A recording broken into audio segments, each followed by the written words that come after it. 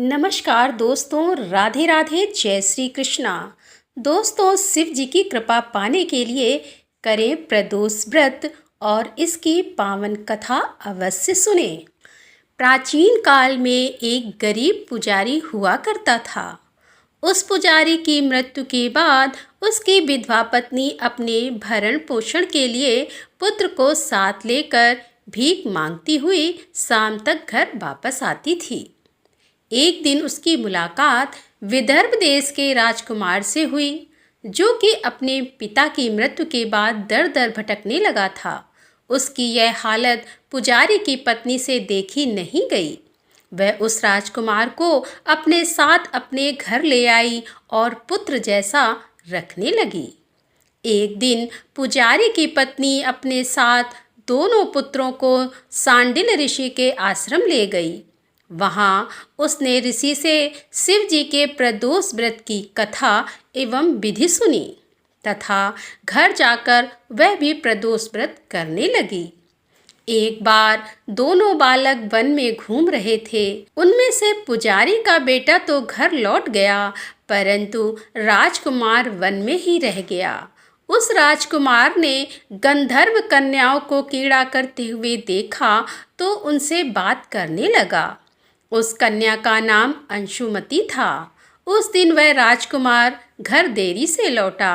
राजकुमार दूसरे दिन फिर से उसी जगह पहुंचा जहां अंशुमति अपने माता पिता से बात कर रही थी। तभी अंशुमति के माता पिता ने उस राजकुमार को पहचान लिया तथा उससे कहा कि आप तो विदर्भ नगर के राजकुमार हो, आपका नाम धर्मगुप्त है। अंशुमति के माता पिता को वह राजकुमार पसंद आया और उन्होंने कहा कि शिव जी की कृपा से हम अपनी पुत्री का विवाह आपसे करना चाहते हैं। क्या आप इस विवाह के लिए तैयार हैं? राजकुमार ने अपनी स्वीकृति दे दी तो उन दोनों का विवाह संपन्न हुआ।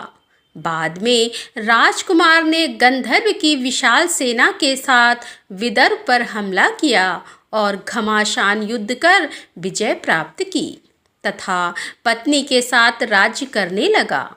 वहां उस महल में वह पुजारी की पत्नी और पुत्र को आदर के साथ ले आया तथा साथ रखने लगा। पुजारी की पत्नी तथा पुत्र के सभी दुख व दरिद्रता दूर हो गई और वे सुख से अपना जीवन व्यतीत करने लगे। एक दिन अंशुमति ने राजकुमार से इन सभी बातों के पीछे का कारण और रहस्य पूछा। तब राजकुमार ने अंशुमति को अपने जीवन की पूरी बात बताई और साथ ही प्रदोष व्रत का महत्व और व्रत से प्राप्त फल से भी अवगत कराया।